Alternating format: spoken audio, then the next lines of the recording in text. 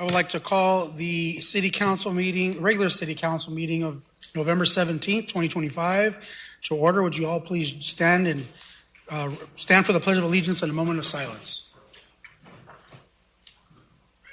I pledge allegiance to the flag of the United States of America and to the republic for which it stands, one nation, under God, indivisible, with liberty and justice for all.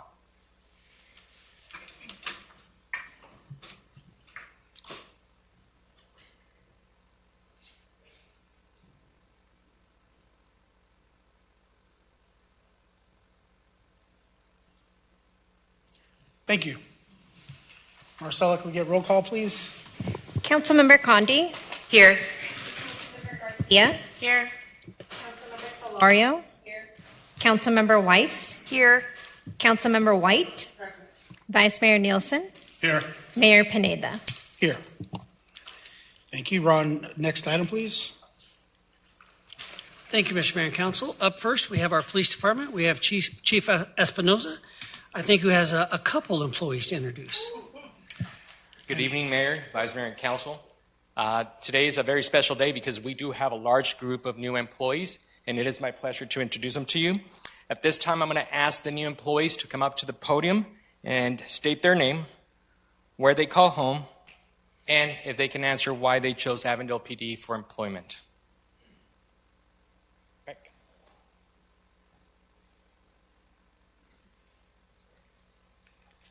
Good afternoon, Mayor, Council. I am Derek Albano from Rio Rancho, New Mexico, just outside of Albuquerque. I just want to say first and foremost, thank you for having me here tonight. It's very nice to meet all of you. Reason I chose Avondale was to further my career in law enforcement, and especially in a city that is ever-changing and definitely new and upcoming with basically infrastructure, law enforcement, and pretty much every single thing and every aspect. And what I call home is Rio Rancho, New Mexico, but this is my new home now, so, yes, sir. Well, thank you for being here and part of the Avondale team.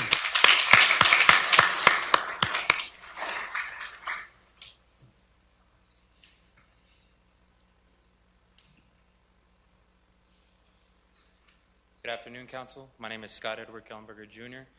I'm originally from Pennsylvania, but I take home as Goodyear, Arizona. The reason I wanted to become a police officer for the city of Avondale is because I grew up in Avondale. I went to high school at Agua Fria High School, and my family, everyone works around here, and I've always wanted to be a cop since I was 16 years old, so I thought I could make a difference. Well, thank you for joining the Avondale family.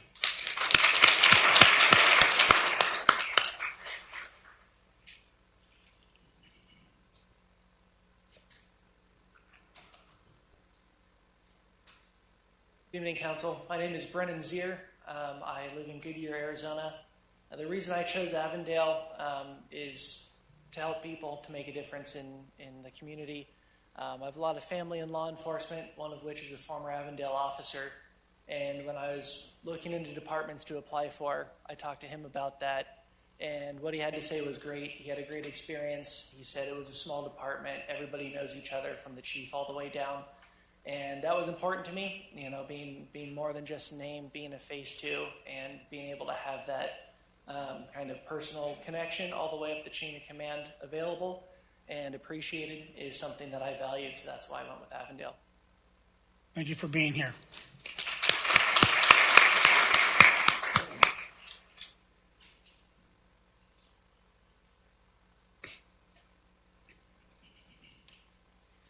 Good afternoon, Council. My name is Caleb Gaitan. I'm from the West Valley, actually, now. I was going to say East Valley. I'm from Mesa, but now I'm from Surprise. That's where I call home. So I chose Avondale because when I met the officers and the staffs here, I really felt like I was part of a family, and that's what made me feel more welcome and invited. I enjoy the opportunity that I have to be able to speak with our upper seniority and to be able to feel like I'm invited and a part of their team. I'm really excited to be in this city, and I just want to say thank you so much for the opportunity. Thank you for being with us.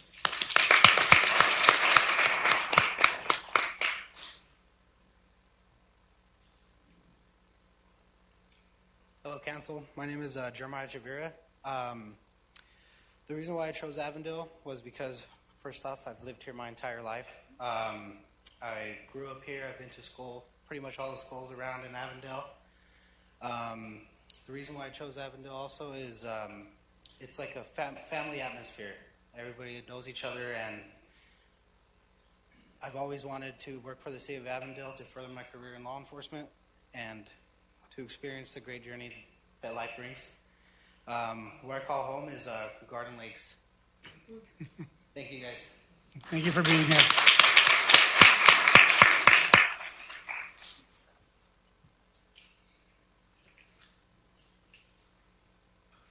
Good evening, Council. My name is Jeff Vaughn. I live in this great city of Avondale. I chose this career as I have 5 years law enforcement as a park ranger in California and came to this great city to protect and serve the community. And we chose Avondale because of the opportunity for growth within the city and within the department. Well, appreciate you being here and joining the team. Thank you.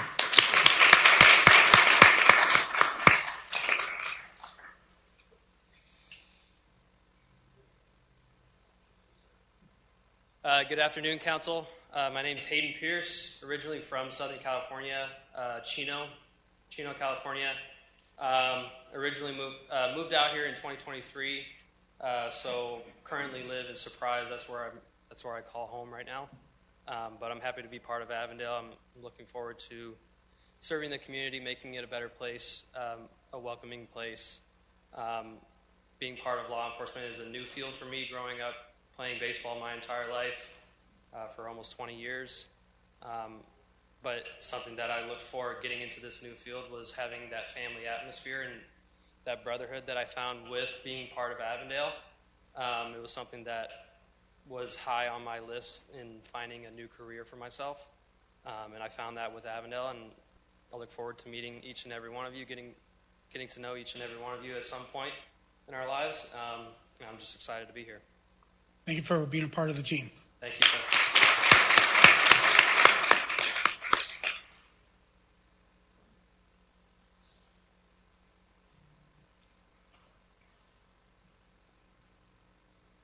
Good evening, Council. My name is Christian Urbina. I'm originally from Southern California. The reason why I chose Avondale is it's a new growing city. Well, not new, but it's a growing city. And for the next many years, it's going to be growing, and I want to be a part of that city. I came from a small town in California, and I want to be almost as part like that, just growing up with it. And the reason why I chose Avondale is build a brotherhood here, meeting all the staff and city workers. I felt like I was with the family, and especially meeting all these guys right here, build a big support team, and they're always here for each other, and that's how I see that the city is for each other. Thank you for being a part of it.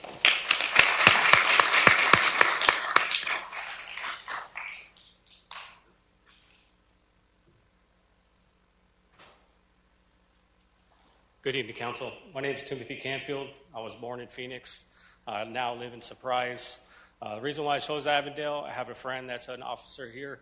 I was looking to change careers where I was at before, and she continued to talk about how great the city was, how the chiefs, all the way down from the chiefs, all the way down the bottom, how respectful everybody was, personable.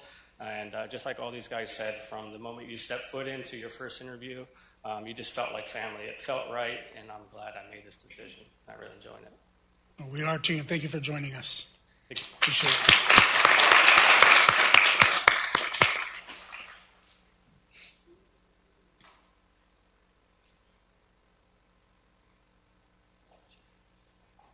How you doing, Council? Good evening. My name is Dakota Farrow. Home is originally Jacksonville, Florida. And I chose Avondale because of the relationship that I built with Chief and the rest of the officers while I was serving in the military. The family atmosphere is definitely something that's intact here. And I think as long as Chief is Chief, then that'll stay. So thank you so much for having me. I appreciate it, and I look forward to getting to know each and every one of you. Thank you for being a part of the team.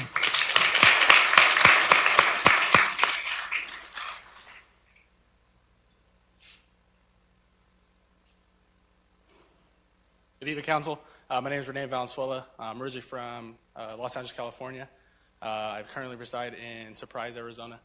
The reason why I chose Avondale is because it's really family-oriented. I do have family members that do work for Avondale in the department. Told me how great it was. I got to see it firsthand. I'm currently seeing it firsthand how great it is with the family, like everyone else said, from the top of the chain of command to the bottom. The brotherhood is there, and really like the city. Love that it's growing. Thank you for being a part of the team. Appreciate you.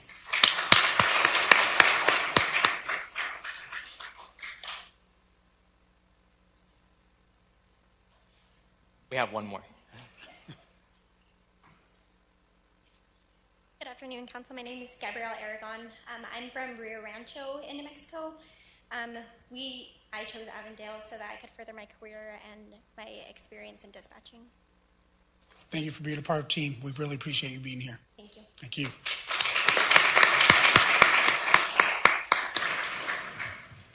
Thank you, Mayor, Council. Thank you, Chief. Appreciate it. Ron? All right, keep going down the list. Next up is our Fire Chief, Rooney, to present 2 new promotions. Good evening, Mayor, Vice Mayor, Council. I would like to introduce you to our 2 newest promotions here. Yes, they do look alike, and yes, they are brothers, but they're not twins. First of all, I'd like to introduce you to Tim. Tim's been here for 14 years. He just got promoted to engineer a month or so ago, and he's working at 174B shift. And I don't know who's the older brother. Which is the older? You're the older brother, and you're the younger brother. But you've been here longer, and you outrank him now. I do. Sorry, I just figured this all out. Tim has been here for 14 years. He's done a great job. He just got promoted to engineer. We're very proud of his promotion. Congratulations. Thank you, Chair.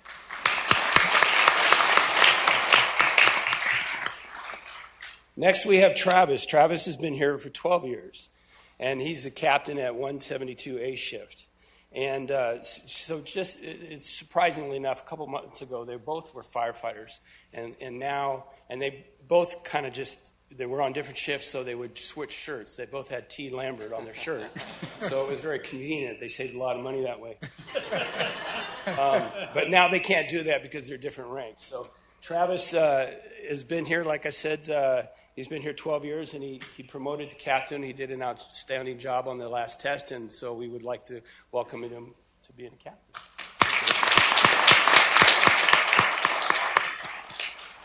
Well, just They're available for any questions, Mayor. Just wanted to say congrats on the promotions, but more importantly, the longevity of your careers here serving the city of Avondale. And being that you've served over 10 years, both of you, what is something that you have witnessed with that time? Well, I've been fortunate just to work here for the 12 years that I have. Before working here, I worked on the ambulance company, the private ambulance company that Avondale contracted with, so I got to meet a lot of the firefighters and stuff, and I knew I knew everybody that was here before I got hired, so I knew this is where I wanted to work, and it's a big family, and I love it, and I'll continue to work here for another 15, 20 years, so thank you, appreciate it. Thank you.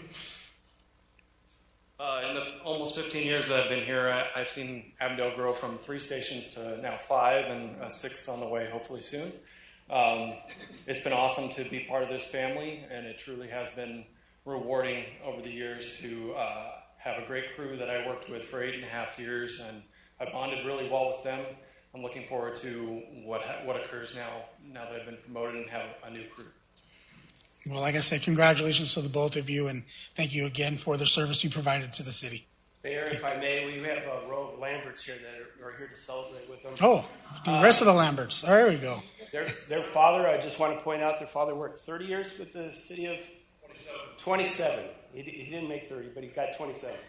7 years, but you also had a number of years in the military. Yeah, absolutely. So thank you for the service.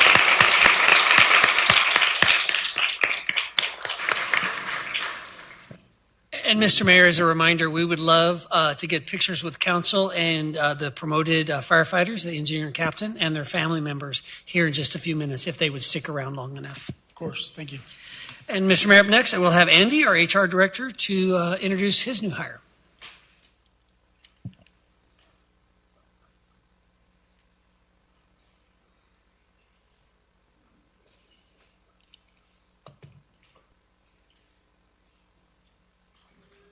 Good evening, Mayor, Vice Mayor, and Council. It's my privilege to introduce Debbie Pierce, who's our newest Senior Human Resources Analyst, joining the Human Resources Department.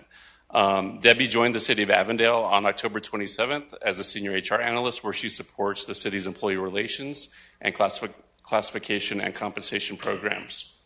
With more than 14 years of experience in public sector human resources, Debbie has held a variety of roles across municipal and government agencies in New Mexico and Arizona, most recently serving as Human Resources Analyst for the City of Thornton in Colorado. Debbie earned her bachelor's degree in business administration from California Southern University. She is both a certified professional in human resources through the Human Resources Certification Institute and a senior professional in human resources through the Society for Human Resources Management. Fun fact about Debbie, she's the friend who turns a "we should go" conversation into an actual trip. So planning the route, finding out the must-see spots and the best restaurants, plus ideas for best meals and drinks to order, Debbie's your person. So please join me in welcoming Debbie. So I'm gonna put Debbie on the spot really quickly. Best restaurant you've been to here in Arizona? Oh, here in Arizona? Yep.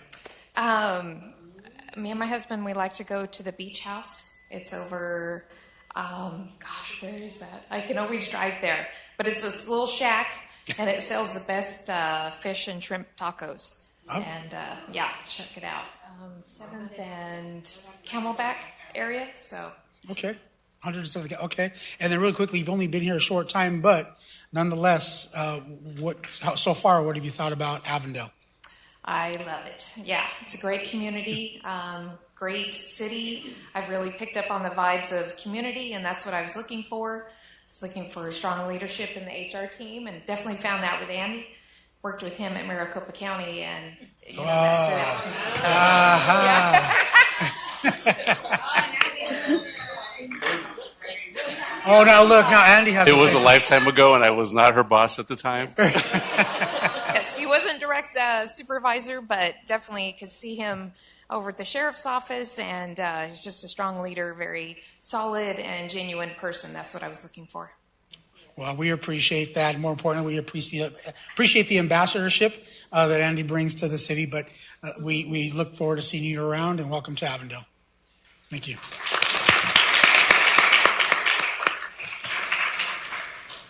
Mr. Mayor and Council, now we have Corey, your Parks, Recreations, and Libraries Director, to introduce a couple of his new employees. Good evening, Mayor, Vice Mayor, Council members. I am honored to welcome 2 new employees to our team. I'm going to allow them to introduce themselves, share their position, and a fun fact. I'm Adam Pride. My position is Park Maintenance Worker. A fun fact, so far, working with the City of Avondale is just the citizens and the community around here not afraid to come ask us questions about the facilities and parks that we offer.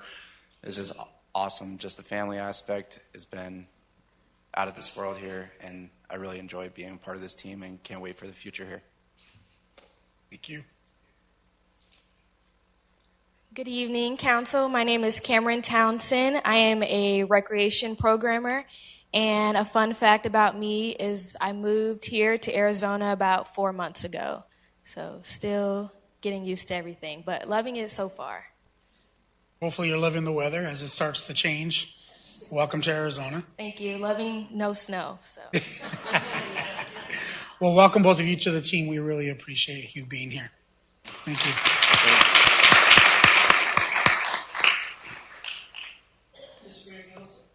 Mr. Mayor and Council, up next we have Clerk, your Public Works Director, to introduce a couple of his new employees. Good evening, Mayor, Vice Mayor, and Council. I'm pleased to introduce some new employees for the Public Works Department, one here in person tonight and a couple that you'll see on a video in a moment. First, I'd like to introduce Andrew Duran. Andrew recently joined Public Works as a management analyst supporting customer service, procurement, budget, and other tasks. He brings with him nearly a decade of experience in the public sector, most recently serving as administrative analyst for the city of Riverside in California, where he managed over 125 active grants totaling $175 million and helped oversee the closeout of the American Rescue Plan Act projects. Before that, he worked in roles supporting procurement, program development, and workforce initiatives in Riverside County agencies. Earlier in Andrew's career, he served in the United States Marine Corps, where he held leadership roles in logistics, maintenance, and security operations. His time in the military instilled a deep commitment to service and teamwork that he carries into his civilian career. Andrew holds a bachelor's degree in business administration and a master's of business administration from the University of Laverne, and he's also pursued advanced graduate study in leadership and management. Andrew's married and has 2 young kids. And one interesting note that he wanted to share is during his Marine Corps service, Andrew was responsible for logistical movement and maintenance of over 5,500 weapons and fire control systems, probably something you don't want to lose track of. But he has experience and has sharpened his skills in organization, precision, and accountability. So I think that'll help us in the department. Please join me in welcoming Andrew to the city.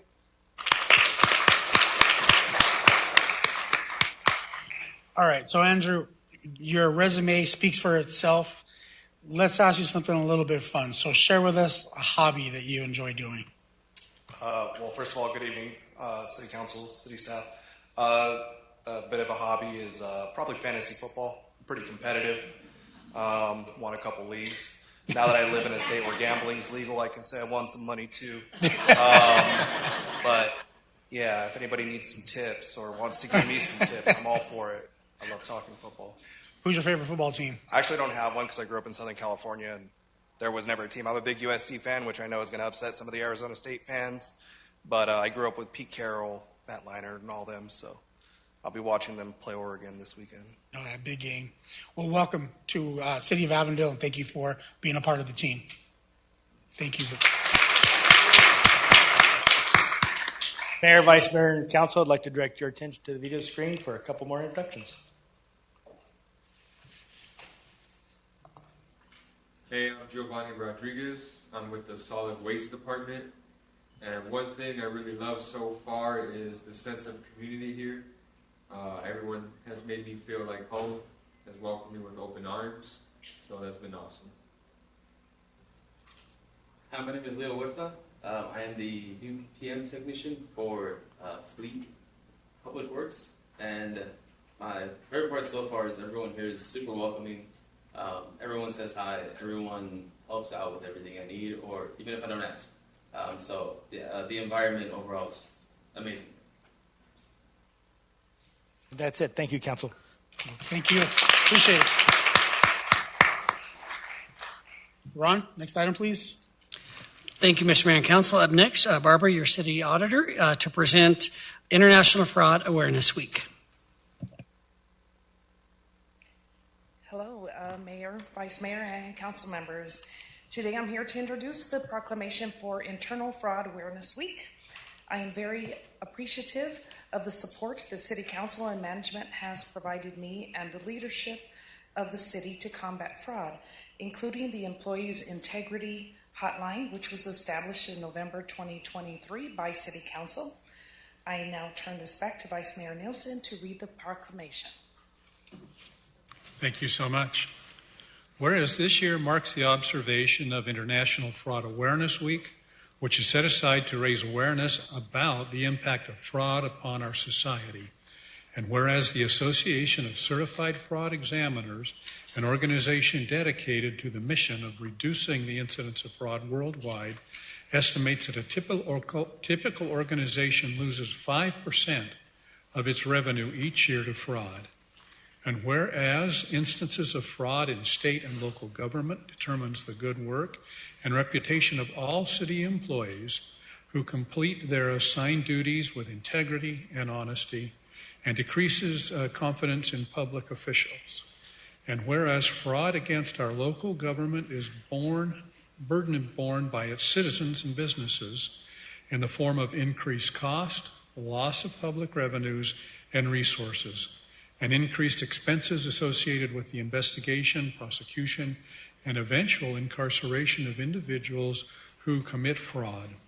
And whereas tips received from employees are consistently the greatest source by which fraud can be detected. And whereas increasing employee awareness of fraud, increasing the magnitude of the problem, including the magnitude of the problem, and educating employees about fraud prevention, deception, and reporting techniques is critical for reducing the incidence of fraud against and within our state and local and federal government. Now, therefore, on behalf of the Avondale City Council, the City of Avondale hereby proclaims November 16th through 22nd, 2025, shall be known as International Fraud Awareness Week. Thank you. Thank you, Barbara. Thank you, Barbara. We appreciate that. Ron, next item, please. Thank you, Mr. Mayor and Council. At this time, I'd like to pass it over to Council Member Condi to share a few words and introduce our guests. Thank you, Mayor. Thank you, Ron. I just want to first of all, I'm honored to read this proclamation today for the Unified Responder Community Month. I personally want to thank Cricket and her team for all the work that you do in our communities. You know, you create a community, a safe space for those that are on the spectrum of all ages, and you support them and you provide resources, and you've made a huge, huge impact in so many families. And I just want to extend my thanks to you, my friend, and your team. And so today I'm honored to read the proclamation. So whereas Sounds of Autism is a local nonprofit established in 2012, and it is through their movement, Unified Responder Community, initiated in 2021, that they vet resources for families and work with collaborative partners to provide referral resources, services, and programs in order to provide more access, options, and opportunities throughout cities of Arizona for individuals with autism and other at-risks, so no one is ever left alone. And whereas Sounds of Autism remains dedicated to its mission to safely integrate families and children of autism, including other at-risk individuals, back into society through love and support, recognizing families as the love of their mission and support as encompassing agencies, community officials, employers, educators, first responders, and service providers. And whereas Sound of Autism provides guidance to many families who continue to experience gaps in supports and services for early diagnosis, early intervention, mental and behavioral health, housing and employment opportunities, empowering individuals with autism and at risk to live as independently as possible as adults.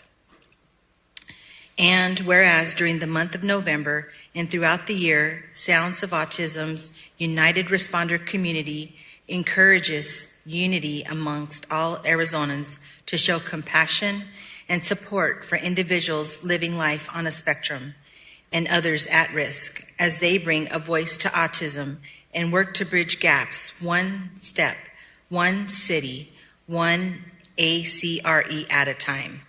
And Sounds of Autism defines that ACRE as A for autism at risk families, C for community and community officials, R for first responders of all types, and E for employers and educators, which they believe represents the unity they strive to foster among all. Now, therefore, on behalf of the Avondale City Council, the City of Avondale, Arizona, hereby proclaims November 2025 as Unified Responder Community Month.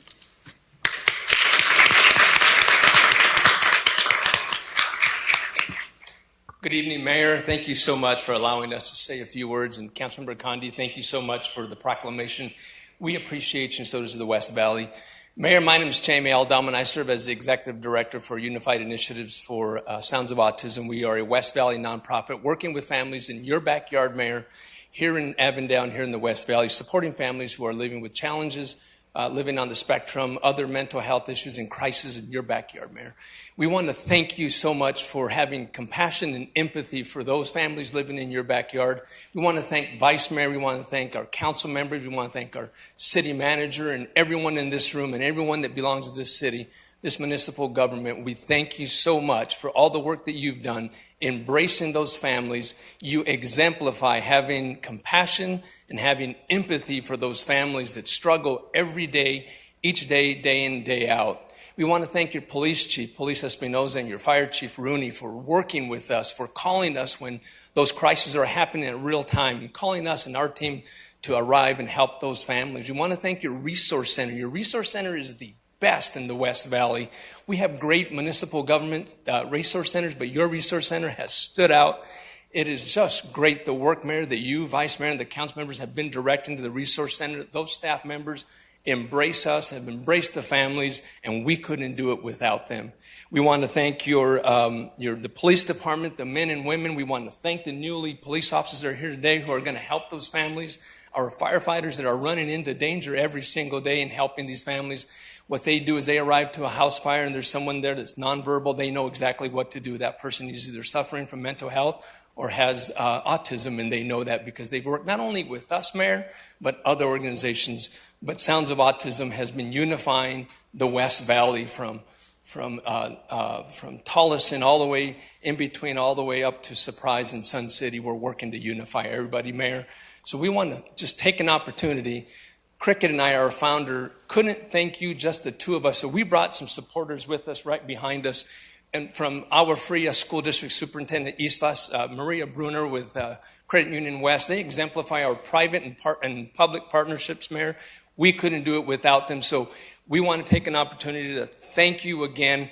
For the last several months, over the last 12 plus months, we've kept a rubric on working with you, Mayor, and your team, unbeknownst to you, each time we're meeting with you. And we're checking the boxes, not just because it's a box to check, because you've exemplified embracing your community, Mayor. And we are so glad to be here and tell you that you are a unified responder community by way of exemplifying that with your community. We have brought a couple items for you, Mayor. One I'd like to read, and then we have something here for the entire city we'd like to give to you, Mayor.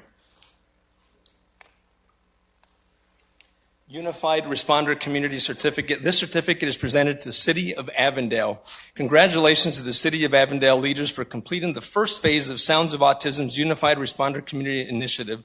This certificate certifies that the City of Avondale Mayor, City Council members, leaders with the Police and Fire Department, leaders within Resource Center, Recreation Center leaders within the department, K through 12 schools, and many nonprofits have committed to working together to create a more sustainable, adaptive community within the City of Avondale. That now serves the needs of all individuals living within the City of Avondale. Mayor, if you'll allow me one last thing, we'd like to personally thank Councilmember Condi. She has taken it upon herself to reach out to Cricket Barrentos, the founder of Sounds of Autism, has worked directly with her son, Landon. We want to thank you so much for reaching out. That means a world to Landon. It means a world to the family. But that exemplifies this leadership of each and every one of you in this council. Mayor, thank you for leading this city. We want to continue working with you and unifying all of our municipal governments, but you've set the standard, and it's really high, and we really thank you for that, Mayor. And we'd love to leave you with this. We left you with some information you all have. Can't read it all. Left you with a certificate, and we also would like, Mayor, to leave you with this recognition on behalf of Sounds of Autism and our partners, that we would like to leave with you with a token of our appreciation for the work that you've done for your families, your constituents in the City of Avondale, Mayor. I'll leave it right here, and we thank you so much, Mayor. Thank you so much, Jamie.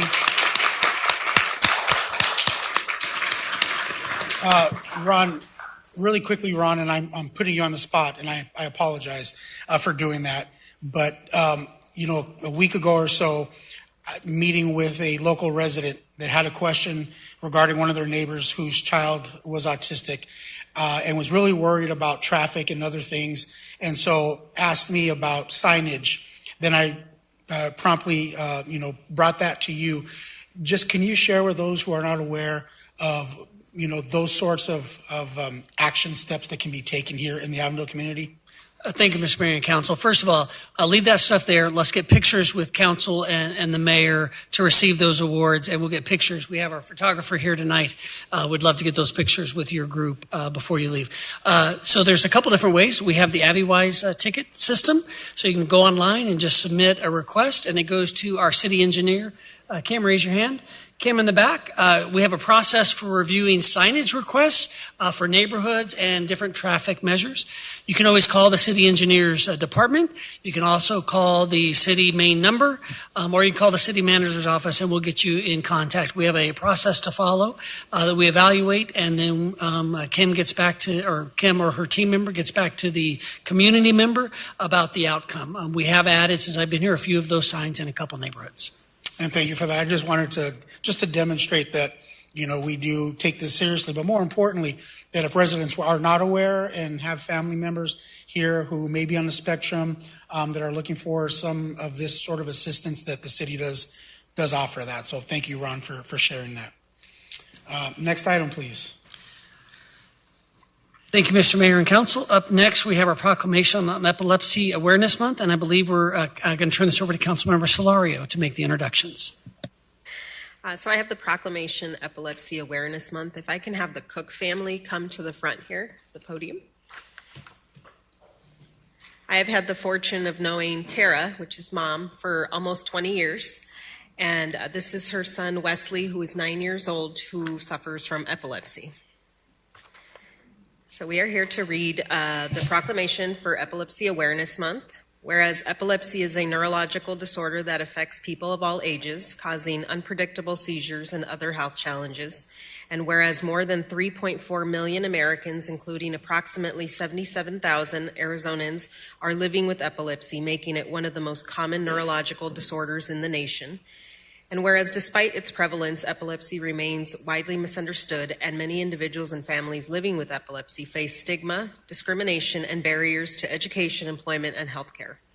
And whereas increasing public understanding of epilepsy, recognizing the signs of a seizure, promoting seizure first aid can help save lives, reduce fear, and create a more inclusive community. And whereas November is recognized nationally as an Epilepsy Awareness Month, providing an important opportunity to educate, support research, and honor the strength and resilience of those living with epilepsy and their loved ones. And now, therefore, the City of Avondale joins with organizations such as the Epilepsy Foundation of Arizona and community partners in raising awareness, promoting acceptance, and working toward a future free of challenges of epilepsy.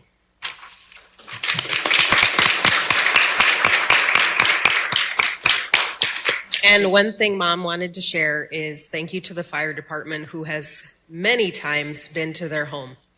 She provided pictures for me to share with city manager from the different stations, and as well as ambulance who's been out to their home.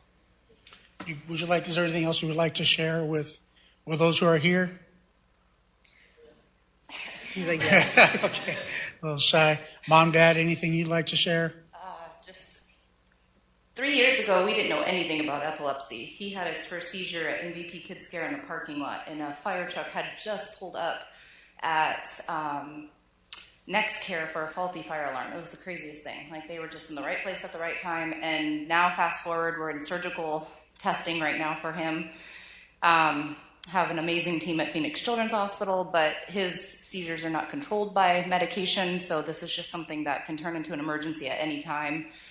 And I think just the awareness is so important, just knowing what to do, how to help somebody having a seizure, timing it, rescue meds if they have them, just all of that. So thanks to all of you guys for making this something that's an awareness, because there's so many people living with it every single day, 1 in 26. So thank you guys. Thank you for bringing this to our attention, but more importantly, sharing your story and connecting with Councilmember Solorio on this. We really appreciate you being here.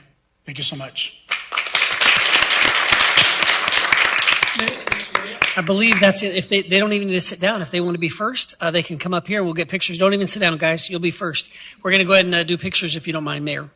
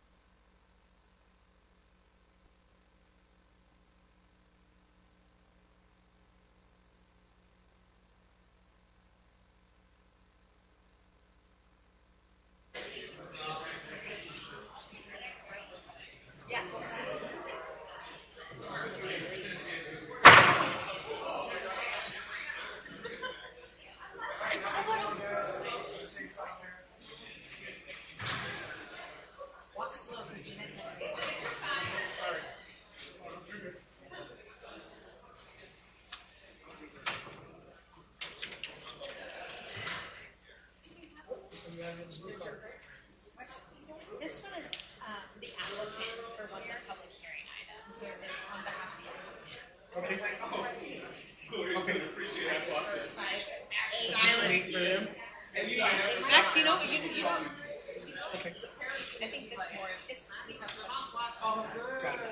Okay.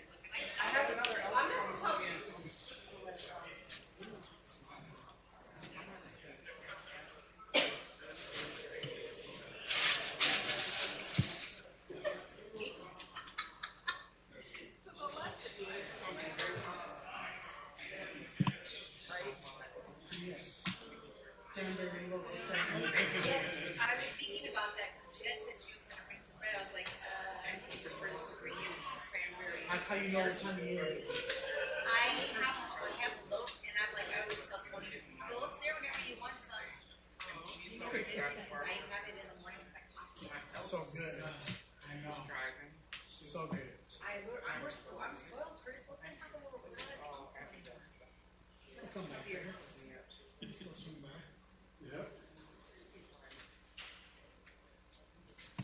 We just have two council members who stepped out for a second, so just wait for them.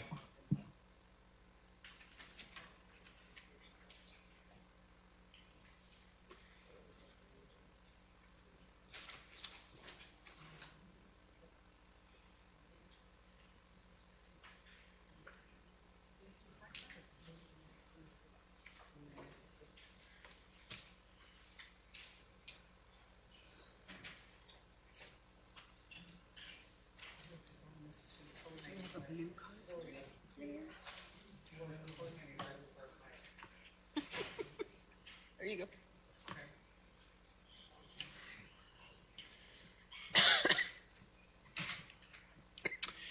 Okay, item 3, unscheduled public appearances. We do have one blue card here. Please, if you will, come to the podium. And I apologize if I mispronounce your last name, but we have Ben Rudy. Ben Rudy.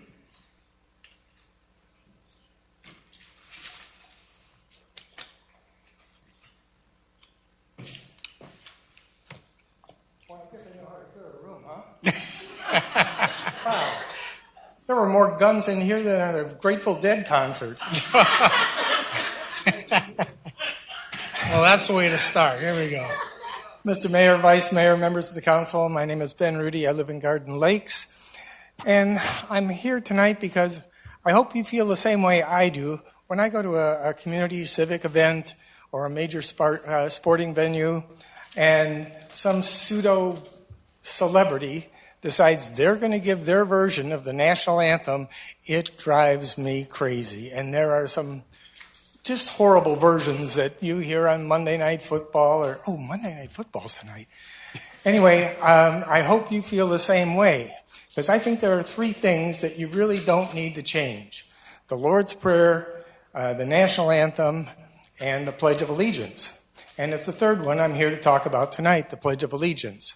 When I went to school, that was a long time ago, but there was a picture of George Washington, a picture of Abraham Lincoln, and a flag in the corner. And every morning you'd stand, put your hand over your heart, and you'd recite the Pledge of Allegiance. Well, apparently that offended some people, so we don't do that anymore. But I'm proud to say that this body opens a meeting with the Pledge of Allegiance. Not so proud to say that it's not a whole lot different than some of these pseudo celebrities do to the national anthem. I mean, it's lost some of the feeling. It's almost like a jump rope, sing-songy chant. I pledge allegiance to the flag of the United States of America and to the republic for which it stands, one nation, under God, indivisible, with liberty and justice for all. That's not how it goes. I mean, we take a simple 10-second thing and we throw in 9 extra commas. I pledge allegiance to the flag of the United States of America and to the republic for which it stands. Now, in 1954, President Eisenhower and Congress inserted the words, under God. No comma, it's one thought. One nation under God. That was because the godless communists were going to take over the country, and we wanted everybody to know we were one nation under God. Then indivisible, that was a throwback onto the Civil War, and our country could not be divided. And then with liberty and justice for all. So I pledge allegiance to the flag of the United States of America and to the republic for which it stands, one nation under God, indivisible, with liberty and justice for all. Now, I know there are some organizations that say it correctly, maybe Rotaries and some veterans groups, but, and I know this is not on the agenda and it's not an item we can vote on, but in the future I'd like to see you direct staff and to come up with some kind of a 10, 15 second thing at the beginning of the meeting to help us stay on track with the Pledge of Allegiance as it should be said. And thank you very much for listening. Thank you. Appreciate it. Boy, was that timing?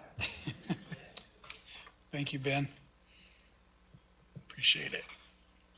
Next item on the agenda is the consent agenda. Are there any members of council who wish to pull an item for separate consideration? Yes, item E, Mayor. Item E. Okay, can we get a vote for the consent agenda minus item E? Got a motion from Councilmember Condi, a second from Vice Mayor Nielsen. Please vote.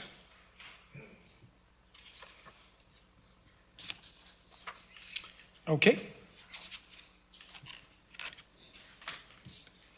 Councilmember White. Thank you so much, Mayor. Item E is Resolution 1068-1125, canvass of votes for the November 4th, 2025 special election.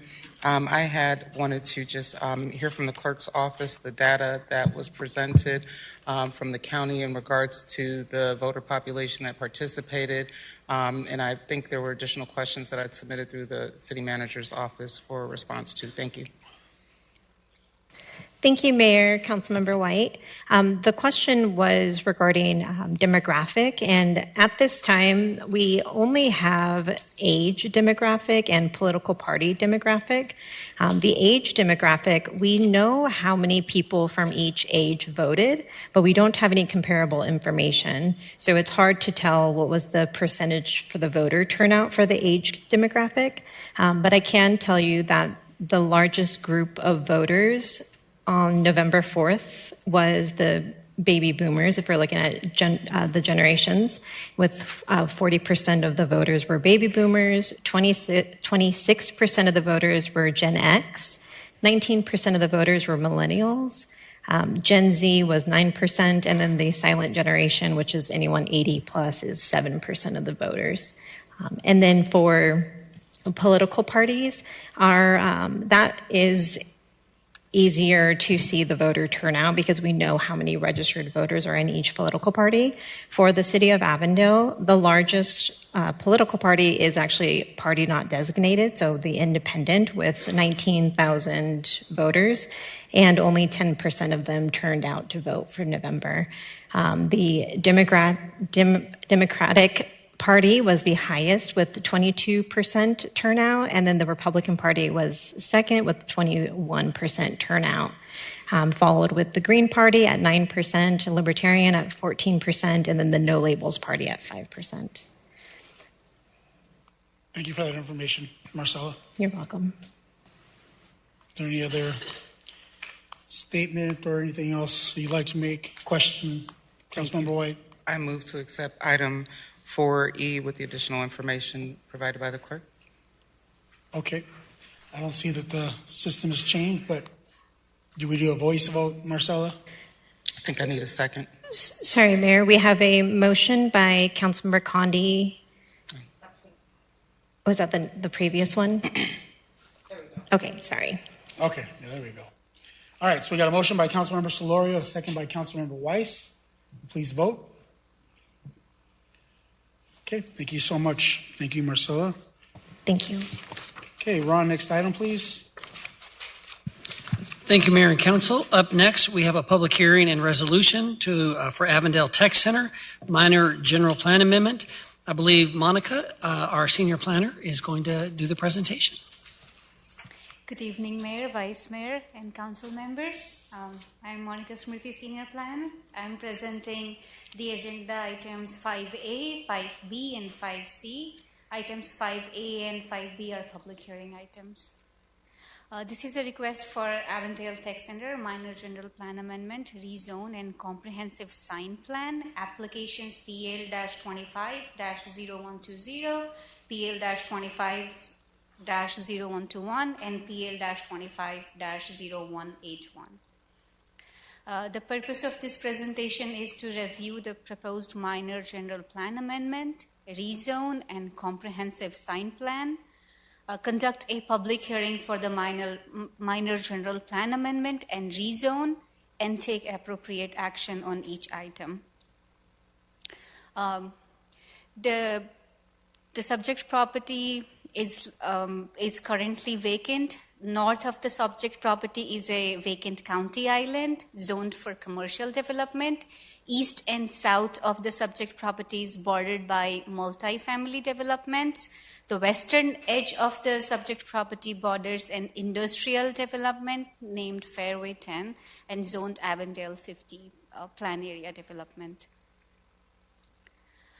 Some of the site photos. This photo shows the site looking north along 119th Avenue toward I-10 freeway. The building on the left is Fairway 10, an industrial development. The area on the right is the proposed development site. And this photo shows the site looking south along 117th Avenue. The building on the left is a multi-family development. The area on the right is the proposed site.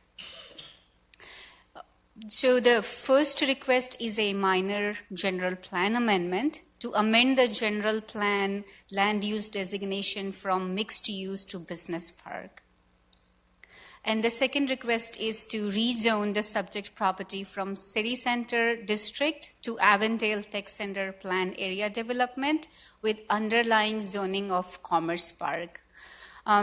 Please note that the site is the only remaining parcel in city of Avondale with CCD zoning designation. The proposed use deviations are generally consistent with the Commerce Park zoning district with the following exceptions. Motion picture production is changing from conditional use permit to permitted use. Retail sales is changing from conditional use permit to permitted use. Warehousing is changing from accessory use to permitted use, and wholesaling is changing from not permitted to permitted use. There isn't any significant deviation change from the development standards. There is a proposal to increase the maximum building height from 35 feet to 55 feet. In terms of the proposal, it is for an advanced technology campus to support light industrial, warehousing, and office uses. There are 3 buildings on the site, each with an area of over 200,000 square feet with 720 parking spaces in total. A detailed review of the site plan will take place during the site plan and design review administrative approval process. All project-related semi-truck traffic will be routed to the Fairway Drive interchange via 119th and Corporate Drive to minimize impacts on nearby residential neighborhoods. The project's traffic study determined that in the future, a traffic signal is warranted based on this traffic volume generated by this development. So the developer will contribute an agreed upon amount toward constructing a new traffic signal at the intersection of Corporate Drive and Fairway Drive. Staff analysis finds that proposed minor general plan amendment meets all the 4 required findings outlined in the General Plan 2030, including meeting the infrastructure requirements. The staff finds the pad rezone consistent with the 5 required findings of the zoning ordinance as well. The development is consistent with the land use and economic development goals in General Plan 2030. The project shall meet Commerce Park development standards, and the development shall follow the zoning ordinance, subdivision regulations, design manuals, and any other regulations unless modified. The project has met all the public notice requirements. There was a neighborhood meeting held on September 9th, 2025. There was one attendee present aside from the applicant's team and city staff. Discussion topics included potential tenants, truck circulation, proposed amenity area, project timeline. To date, staff has received one public comment mentioning that the site already being advertised for lease and questioned the need for public hearing if the project appears already approved. We had a Planning Commission public hearing on October 15th, 2025. During the discussion, a commissioner asked about the timeline for installing a traffic signal at Corporate Drive and Fairway Drive. Staff explained that installation will begin once the new buildings are occupied and traffic volumes meet the required threshold. No firm construction date has been set, though we have conditions of approval that includes a general 10 years of timeline to complete the signal. There was also discussion regarding the potential right-of-way need at the intersection during the Planning Commission hearing. So following the hearing and after further discussion with city engineer, it was determined that the new traffic signal can be installed within the existing right-of-way. For the projected traffic volumes, lanes can be narrowed and the new traffic signal can be set at a skew to fit within the existing right-of-way. The commission chair also asked if the proposed building height increase from 35 feet to 55 feet matches nearby structures. For that, staff confirmed the height is consistent with the surrounding multifamily and residential development. There were no comments from the public. The project was recommended for approval unanimously by the vote of 6-0. So the final item of this presentation is a request for approval of the comprehensive sign plan for Avondale Tech Center. Council approval is required because the requested deviations exceed 25% of the sign development standards. Here is the graphic showing the center identification monument sign design. The request is to increase the maximum allowable sign area from 60 square feet to 96 square feet. Another deviation request is to allow freeway-facing wall signs with a maximum sign area of 1.5 square feet per lineal foot and a maximum sign size of 150 square feet in the proposed plan area development with underlying Commerce Park zoning district. With that, staff is recommending adoption of resolution and ordinance for Avondale Tech Center and approval of the comprehensive sign plan. Thank you so much for being here. Staff is ready for any questions you have. Thank you so much for the presentation. At this time, I'd like to open up the public hearing on item 5A. Marcel, I know that we do have Stephen Anderson here on behalf of the applicant. I don't know if, Stephen, if you'd like to address the council now or only if there are questions. Okay, so council, just be aware that the applicant is here, or at least somebody on behalf of the applicants to answer questions specifically. So hearing none, I would like to close the public hearing. And are there any questions or comments from council? Okay, Councilmember Weiss. Thank you, Mayor. Just one quick question. I just want to make sure I didn't misunderstand. Did you say it can take up to 10 years for the traffic signal on Fairway? Mayor, Vice Mayor, Council Member, we have a general timeline of 10 years. However, it depends on the process. Once the buildings are occupied and when the certain threshold is met, for the traffic signal, then the work can commence sooner. Okay. Mr. Mayor and Council, if I may. Sure. So the 10-year limit is on the funding that we received from the developer. Okay. So the lights, if it takes longer than 10, can or less, but the funding that the developer has dedicated to the light has a 10-year lifespan. We will evaluate the traffic as the buildings are built and the traffic begins, and as soon as it meets warrants, we'll install the traffic light. Thank you. And then I had just one other quick question, which was the employee amenity. There's a little picture of it on one of the screens. Pickleball courts?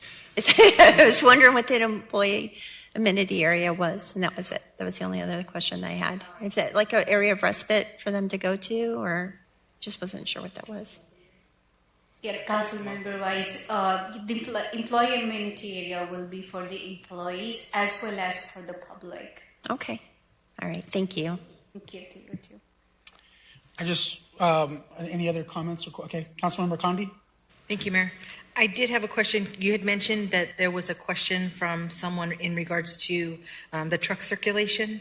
Can you kind of touch on that a little bit?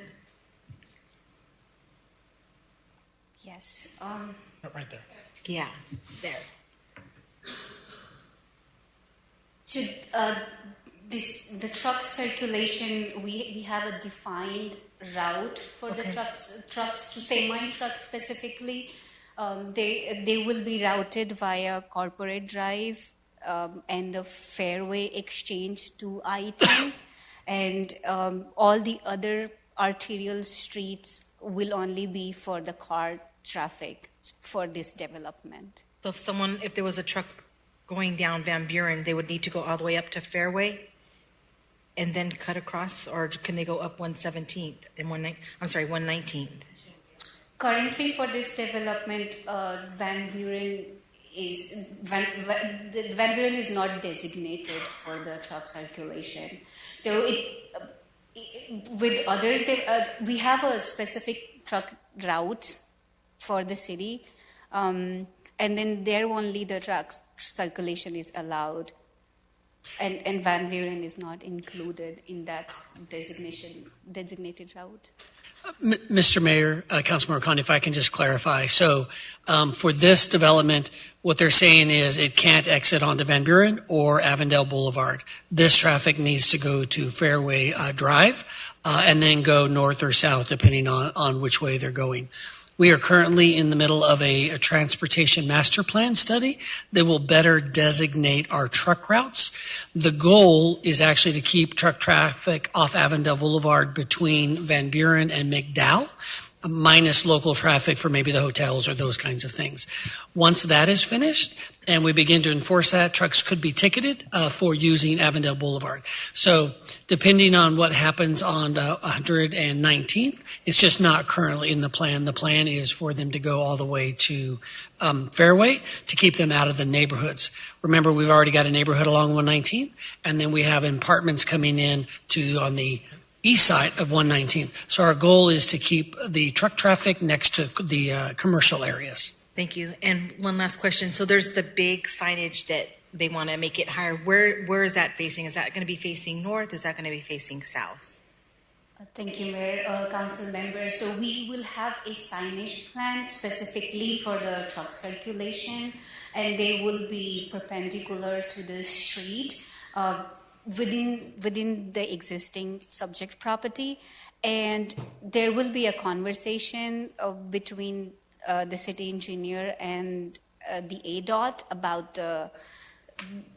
directing the traffic from I-10 to the city. And that signage, we have not designed that one yet, but it's a future conversation that needs to take place. I meant the signage. You had a slide that showed that you wanted the signage to be higher, taller, right? Can you go back to that slide? Mr. Mayor. And then they want the 60 to 95. Mr. Mayor, Councilmember Condi, the developer might be able to answer the question of exactly where they're putting that sign, the monument sign. Okay, monument sign. This is the one I'm talking about. Okay. Yep. The developer's here, so we can ask if they've picked a location to put in their permit. Stephen, would you like to address that? Yeah, that's 12.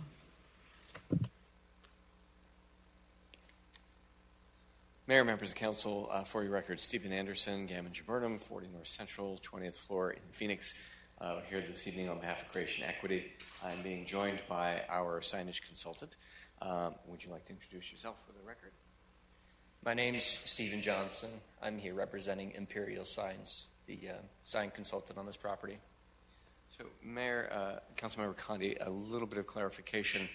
You were asking about truck issues, and then you were asked about these signs. These signs, we do have a stipulation that requires us to post signage for truck traffic. That is not a part of the comprehensive sign plan. That is to be designed later at the direction of city staff during the building permitting process. This signage is part of just our comprehensive sign plan, which is item 5C on your agenda, and Mr. Johnson is the expert on that in terms of the location of the sign. And did you want him to speak to this? Yes, please. I just wanted to know whereabouts on the property is it going to be located? Yeah, so absolutely. This particular sign will be located on the southwest side of the property, directly south of the amenity area. Okay, thank you.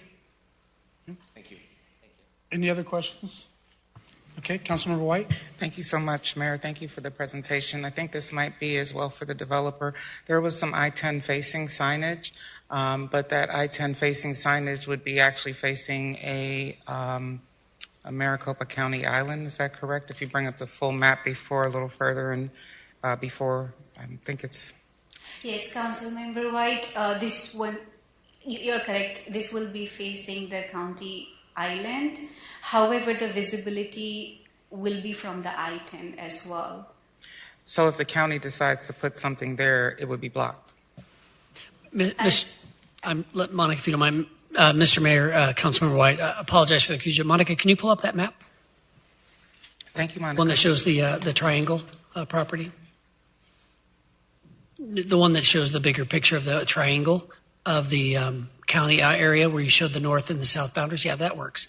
So, ma'am, you are correct. There is that island there. It's a county island in that it is land in the county, not in the city. It is not county property. Okay. So it's, I believe, Monica, you said that was currently designated commercial, I think is what I heard.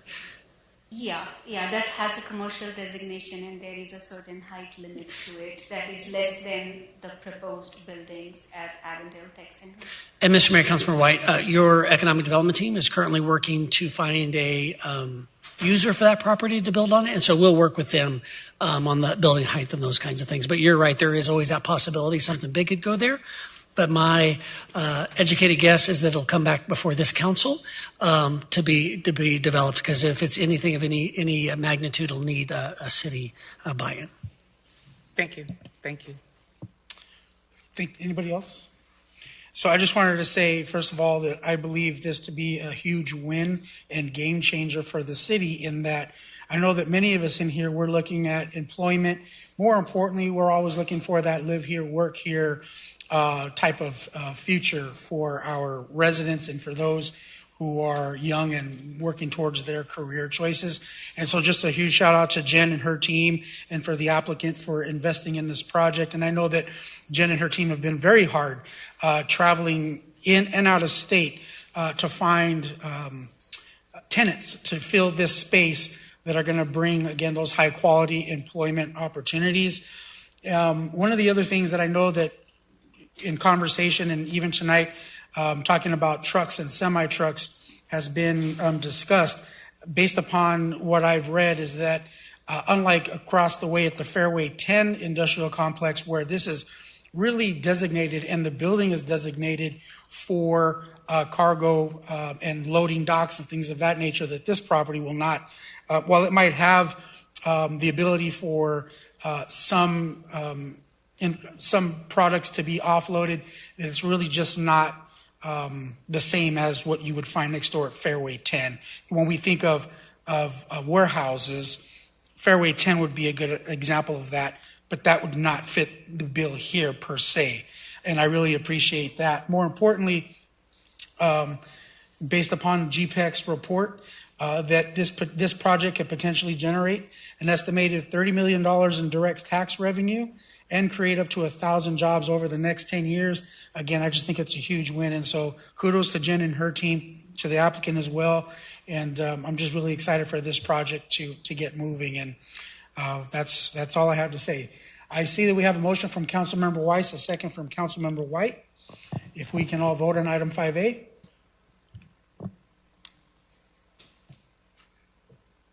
There it goes. Okay, item passes. And at this time, I would like to open up the public hearing on item 5B. Obviously, again, we have the applicant, Stephen, here for any questions. Other than that, Marcella, we have not received any requests to speak. Thank you, Mayor. We have not received any requests to speak. Okay, there. At this time, I'm going to close the public hearing on item 5B. Are there any questions that remain? And if not, I see we have a motion from Councilmember Weiss, second from Councilmember White. If we can please vote on item 5B. Okay, perfect. Item passes 7-0. And item 5C is not a public hearing, but I will need a motion for this item in regards to the comprehensive sign plan. Motion from Councilmember Weiss and a second from Councilmember White. Can we please vote?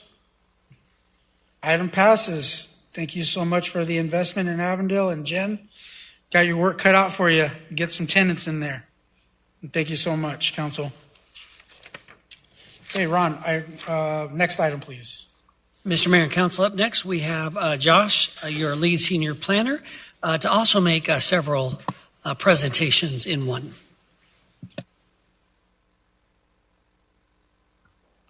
Thank you, Mayor, Vice Mayor, and Council members. Item 5D is a Boulevard Zoning Code text amendment. This is a city-initiated text amendment, and this is application PL 25-0189. The purpose of this item is to review the proposed zoning code text amendments, conduct a public hearing, and take appropriate action on this item. So to give you some background, the Avondale zoning ordinance was first adopted in 1951, with the most recent updates being approved by council in November of last year. This update seeks to refine the zoning ordinance in order to align the Boulevard District with current economic trends, as well as add new and exciting uses to the ordinance, which will support the implementation and goals of the Boulevard specific plan. The first proposed amendment is to the definition section of the zoning ordinance. This amendment will add definitions for the following terms, as well as revise the definitions of a video game arcade or game room. With these added definitions, you could now see things such as an esports arena at the Boulevard that would host competitive video game related events with spectators. Additionally, you could see food halls and culinary marketplaces coming into the Boulevard. These are uses with a collection of artisanal restaurants that congregate and share a shared dining space. The next amendment will revise the land use matrix for the Boulevard, which will add these land uses, as well as modify the conditions for existing allowed uses. The purpose of this change is to make it easier for more retail, entertainment, and service opportunities to come into the Boulevard without the need of a conditional use permit. This will also change the requirement from a conditional use permit to permitted with conditions for commercial sport complexes and convention centers and exhibition halls.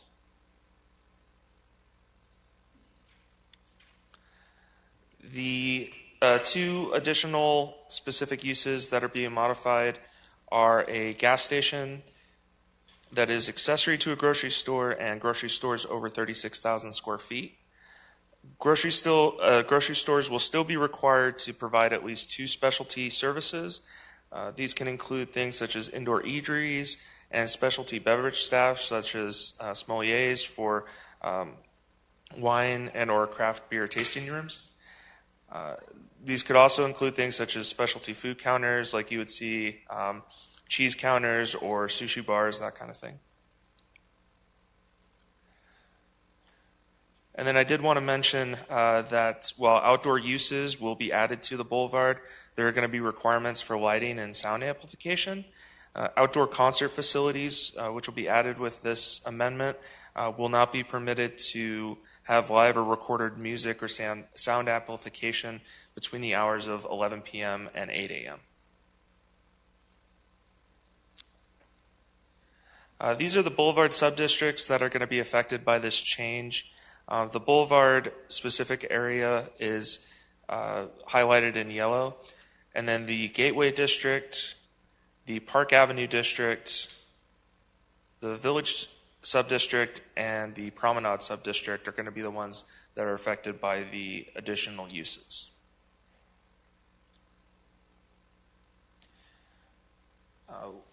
One additional amendment is to the parking requirements of the Boulevard zoning district.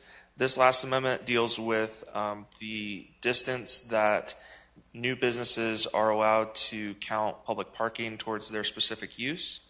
What this means essentially is that more businesses, such as those that are coming in surrounding the lake in the boulevard, will be able to use the boulevard parking garage, since we're going to be increasing that distance from 400 feet to about a quarter mile.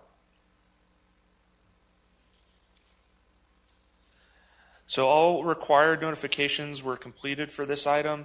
There was a post on Avondale Connect, and to date, no comments or questions have been received via that service. A Planning Commission meeting was held on October 15th of this year. There were some questions raised regarding accessibility and double counting of garage spaces. Staff indicated that the boulevard is designed so that someone who parks in the garage or on the in the public parking on the street visits more than one use, and so that parking space, instead of being provided over and over again, is provided for that one person who's now visiting multiple locations. Also, we indicated that accessible parking will still be provided at appropriate levels. After discussion, the motion for approval was passed by 6-0. And with that, staff is recommending approval of agenda item 5D. And I did want to mention, in addition to this, that staff will be bringing additional amendments that have to do with the boulevard forward for your consideration. These are changes that are being done in order to comply with new state laws that require development plans to be approved administratively rather than going to council for approval. And with that, I'm available for any questions you might have.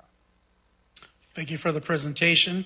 At this time, I'd like to open up the public hearing on item 5D. Marcella, any requests to speak on this item? Thank you, Mayor. We have not received any requests to speak. Thank you. Hearing none, I would like to close the public hearing and open up to council for comments. Okay, Councilmember White. Thank you so much, Josh, for the presentation. Can you run back to the pictorial, the mapping of it, of the boulevard and the development zone? I noticed there's a property, back one more, I think the property south of Van Buren, yes, is considered a part of the development zone. But I noticed there's a big gap there. It looks like the neighborhood that existed doesn't get considered a part of that zone, and that's interesting. Maybe the city manager could speak to that, because I know that a lot of us who bought in that area were buying to be a part of that zone. Mayor, Vice Mayor, Councilmember White, I'm sorry, are you looking at... You could see the line the where homes. it's like a rectangular space of... Forgot the name of that development. Right there. Up there. Mm-hmm. So the Boulevard specific plan was adopted, I believe, in 2015. I'm not aware. Yeah, if I can, Josh, Mr. Mayor, Councilman White, I'd like Jody to take a stab at that. I believe I have the answer, but Jody will have the answer. Yes, hi. Thank you, Mayor, Council, and City Managers. The Boulevard specific plan was adopted in 2019, which replaced the former City Center District. That subdivision to the east, I think, I always forget the name if it's Waterford's subdivision. That was not a part of the original city center, and when we created the boulevard, it was separated. We did meet with homeowners there that were quite excited about the boulevard because they have a trail connection on their north end, but that's why it's not included. It's always been a separate component, just like the apartments that are immediately south of it fronting Van Buren. Thank you. You're welcome. Thank you. Any other comments or questions, Council? No. Again, just you saw a lot of the verbiage that was utilized and some of the new uses, which are pretty exciting to me when you see things like entertainment and other things. I know I'm excited about that. So I really appreciate taking time to make those designations. More importantly, having a grocery store that's over 36,000 feet that's going to offer different amenities, I think would be very, very exciting as well. So on this item, for 5D, we have a motion from Councilmember White, second from Councilmember Solorio. If we could please vote. Okay, item passes. Thank you, Council. Ron, next item, please. Thank you, Mr. Mayor and Council. Up next, now the next two items, E and F, now that I've got my stuff together, it will be presented by Monica, our senior planner, to present. Thank you, Mayor, Vice Mayor, Council members. I am presenting the agenda items 5E and 5B. Both are the public hearing items. This presentation is for middle housing that requires general plan and zoning code text amendments, applications PL-25-0190 and PL-25-0188. As mentioned before, the purpose of this public hearing is to review the proposed city-initiated general plan and zoning code text amendments, conduct a public hearing for each, and take appropriate actions. The proposed amendments respond to House Bill 2721, which allows a duplex, triplex, fourplex, or townhomes, also known as middle housing, as a permitted use on a lot zoned for single-family residential use within 1 mile of the city's central business district, and at least 20% of a new development of more than 10 contiguous acres zoned for single-family residential use. So per the new state law, city is required to adopt middle housing regulations by January 1st, 2026. If the city does not adopt these regulations by the deadline, the middle housing will be allowed on all lots in the city zoned for single-family residential use without any limitations. So to comply with the state law, the city of Avondale's proposal includes 3 steps. First, since the city currently does not have a central business district or a CBD, city is proposing to designate a CBD for middle housing purposes by resolution, and then amending the general plan to incorporate CBD designation into the general plan text, then finally amending the zoning code to adopt middle housing regulations as required by the state law. So the city is proposing a definition of central business district for middle housing, and we are abbreviating it as CBD, in alignment with the state definition of central business district. Then the city's proposal is to select 3 districts, the Gateway, Village, and Park Avenue from the Boulevard land use category, and then designating them as CBD for middle housing. So if approved, the CBD for middle housing map will be adopted by the council by a resolution. These 3 districts from the Boulevard land use category were selected for CBD designation because they are centrally located within the city. Their land uses align well with the state's definition of CBD, and the process to adopt a central business district becomes relatively simpler compared to any other areas within the city. And here is the map showing the proposed CBD boundary and the corresponding 1 mile radius.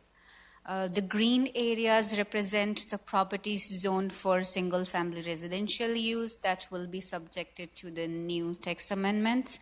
The large green areas denote empty lots, mostly zoned agriculture or other residential zoning. The single-family residential use is allowed in all residential zoning district, including agricultural. The smaller green areas show the existing development residential subdivisions. The orange shows city-owned properties.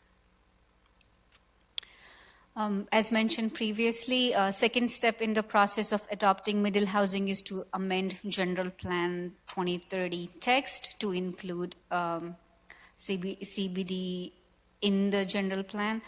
The new text are highlighted here in red, appears on page 6 of the General Plan 2030 under land use theme, commercial land use within the boulevard land use category. And the final step in the process of adopting middle housing is to amend the zoning code text to include middle housing regulations as required by the state law. The proposed text amendment will establish a new article specifically for middle housing and update the definition section. Some of the definitions are being updated and some of the new definitions are being added. It is staff's understanding that any private matters such as covenant conditions and restrictions like CCNR by homeowners association will be considered a private matter. As mentioned earlier, the proposed zoning code text amendment includes revisions to the definition section of the code. New definitions are being added and some of the existing definitions are being updated. New definitions are needed to support the new article for the middle housing. And then we are updating the definitions of duplex, triplex, and townhome to align with the state's laws definition and to maintain consistency throughout the zoning code. We are creating new article to contain the middle housing requirements. The first section of the article establishes the purpose. The second section establishes the eligibility criteria and clarifies the middle housing requirements within a plan area development. And the third and the last section contain design and development standards. Middle housing shall be subject to the same requirements that apply to a single family dwelling within the same zoning district, with some exceptions related to floor area ratio and the parking. In terms of the public participation, this project has met all the requirements. We have not received any public comments so far. And there was a planning commission meeting on October 15th, 2025. There were no public comments during the hearing process. Planning commission recommended the project for approval unanimously with 6-0 vote. So with that, staff is recommending to adopt the resolution and the ordinance for middle housing. And I am available for any questions you have. Thank you. Thank you again for the presentation. At this time, I would like to open up the public hearing on item 5E. No request to speak on this item. Thank you, Mayor. No requests to speak have been received. Perfect. Thank you, Marcel. At this time, I'm going to close the public hearing and entertain any comments from council. Okay, Councilmember White. Thank you so much. Monica, when we talk about middle housing, those are like the condos, right? The units that can be 2 or 3, or are they? It's multi-family? Mr. Mayor, Councilmember White, yes. So it could be a duplex, triplex, quadruplex, or a townhome. They could look like condos. They could look like many things. But they're more than one residential facility on the same piece of property that currently would only allow one house to be on. Councilmember White, and then we have height regulations as well. So that will determine whether a duplex or even a triplex can go like a certain height or not. So height standards still remain the same as single family, and mostly we have like 30 feet maximum height within a single family residential zone. So the appearance of a condo is subjective. So it won't go past that 30 feet regardless how many units are on that property? Yes, council member. So it depends on, again, the zoning district. For example, the residential zoning district R4, that is already a multifamily zoning, where their height is allowed up to 45 feet. But then it already allows for a multifamily, so it doesn't make, like, from a practical purposes, it doesn't make sense to have duplex, triplex as a middle housing on those lots. So yes, all the development standards, they are going to remain the same except for parking and FAR. So on a lot that is still within the single family residential zone, there is that 30 feet height limit. And then would it be possible to have intermingled into that body single-family homes as well? Intermingled into the, for example, if a developer is coming in because we approved this evening, can that developer develop a single-family home there, even though there are duplexes, triplexes there? Yes, council member. So we have these two criteria. One is within that 1 mile radius of CBD. There, yes, there is a possibility for mix and match. However, for any new development that is not within that CBD, there is like 20% allowance only as a mandate allowance. So it's up to the development review committee to grant more than 20%, but 20% is mandatory. Thank you so much for the clarity. I appreciate you. Thank you. Councilmember Garcia? Okay. Hold on. Okay. Mentally, because I'm like a visual person, I went to Goodyear, like kind of like close to where their new Civic Center downtown is, and the houses next door are kind of like what we're speaking about, right? They're single-family homes, but they don't have like big backyards or anything, and they all share a parking lot, and those are like the middle family homes that they built close to their area. Do you know what I'm talking about? Mr. Mayor, Councilmember Garcia, it all depends. The goal here is this is all the rules for in this district change single family homes. So our first priority is for single family homes to be built there. As you can see, most of it is already built out. So let's say a fire takes a building down and they want to replace it.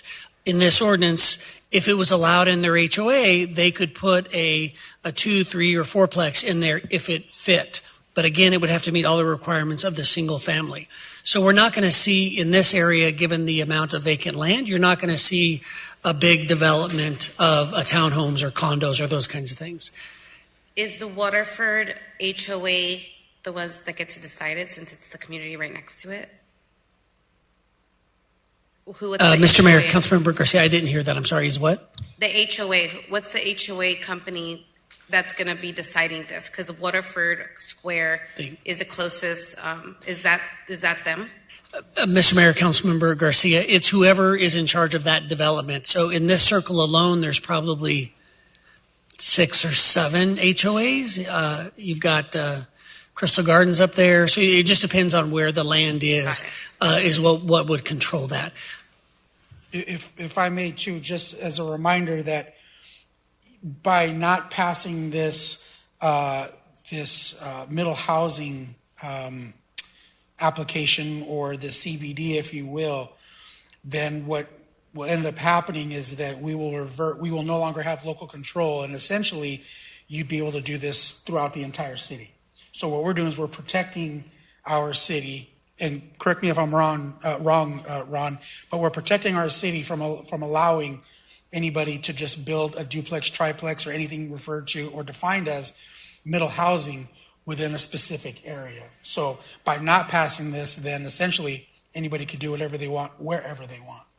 So while we might not want that, and that's everybody here, your own personal decision, then you would have to entertain the fact that any developer would be able to take advantage of that if this CBD is not passed after January 1st of 2026.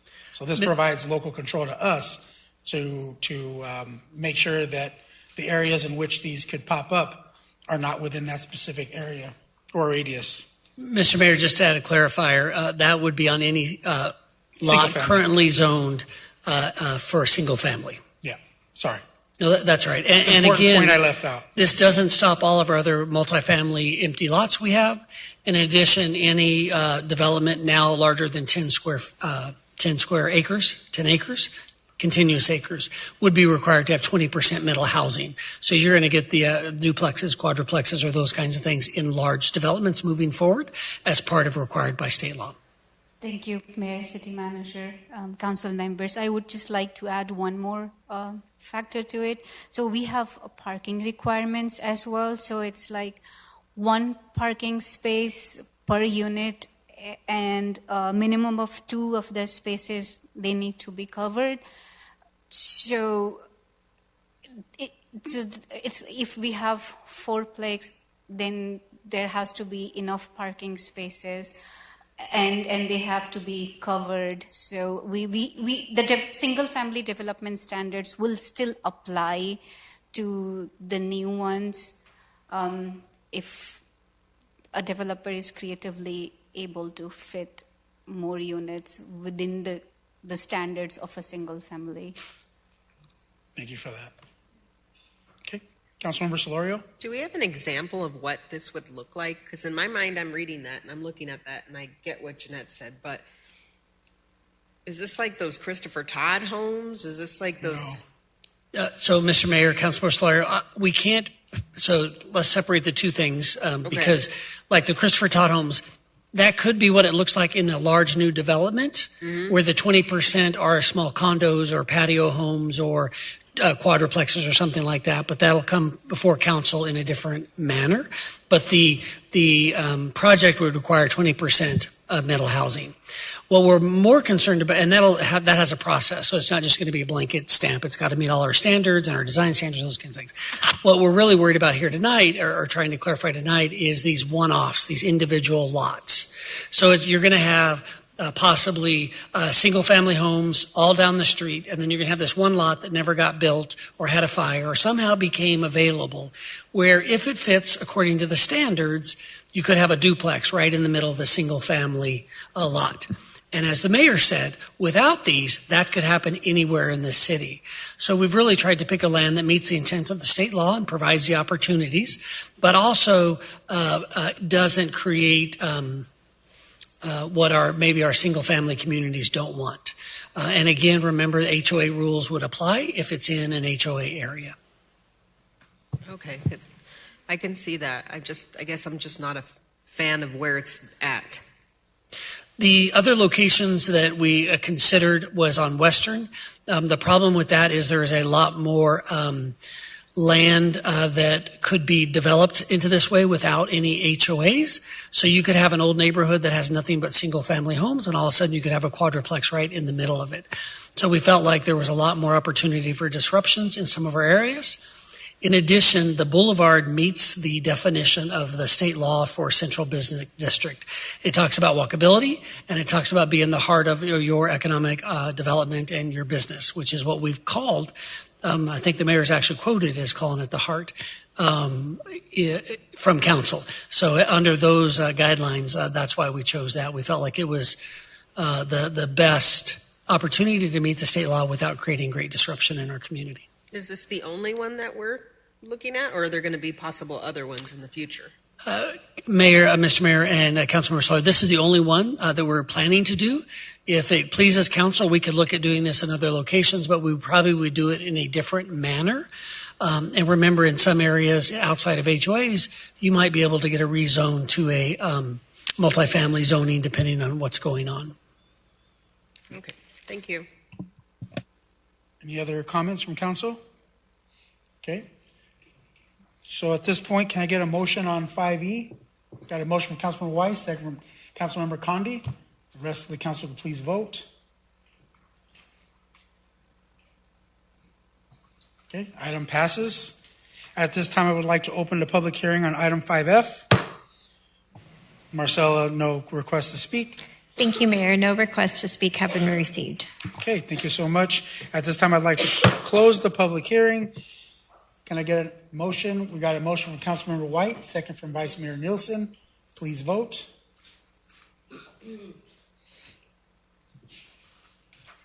Okay, item passes. Thank you so much.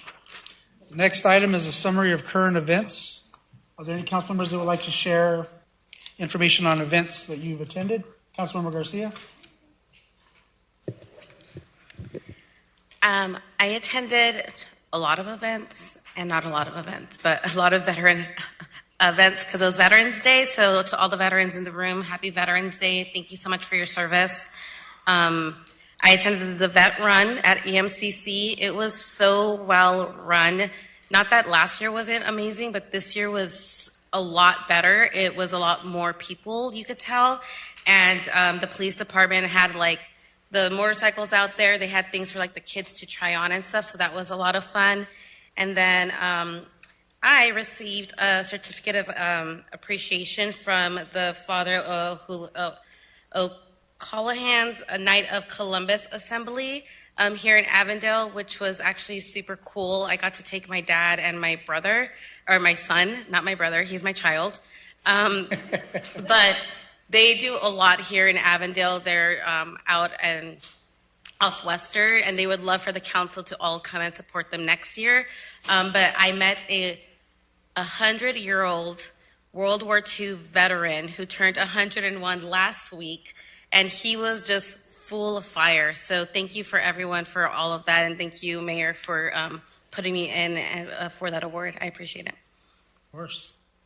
Councilmember Weiss? Well, I just want to say on Friday, I had the opportunity to walk with Avondale Fire, and we delivered smoke detectors out around Central, Hawley, Rhodes. And then one of the things that was so impactful is when we went through one of the trailer parks, one of the women that I had met said that she didn't have a smoke detector in her trailer. So she was so thankful to get it, and she said, I'm going to go hang it up right now. So that was great. Awesome. Councilmember Solorio? Corey and the team in green, great job on Friday for the Mercados and Melodies. Lots of talent out there, lots of kids selling everything from crafts to baked goods and all in between. It was really cute to see that. And then the singing act was really good too. Didn't realize she's been on like America's Got Talent. A lot of people knew who she was. They were talking. So thank you guys. Thank you. Councilmember White? Thank you so much, Mayor. I had the opportunity to attend the Leadership West Strategic Horizon Summit here. Wanted to thank Republic Services, Southwest Gas, APS, as well as SRP for bringing that event here to Avondale. Also had the opportunity to attend the Athena Awards, and the Athena Awards they celebrate women who are just making a difference in our community. And Centra Hoffman, who is the CEO of Westmark, was a finalist in the public sector. So that was really open. Also got the opportunity to go to the COSIC opening last week, as well as Delta Sigma Theta Sorority Incorporated hosted Red and Ready, a partnership with the American Diabetes Association, and we prepared a healthy holiday food as well as did some physical activity. But the most important thing I learned about diabetes prevention and awareness is no matter how well you eat, no matter how much you work out, being in elevated times of stress or having high cortisol levels might put your numbers, your A1C, over the top. So I just encourage everybody to stay away from stress and to eat healthily during this holiday season. Thank you. Thank you. Vice Mayor Nielsen?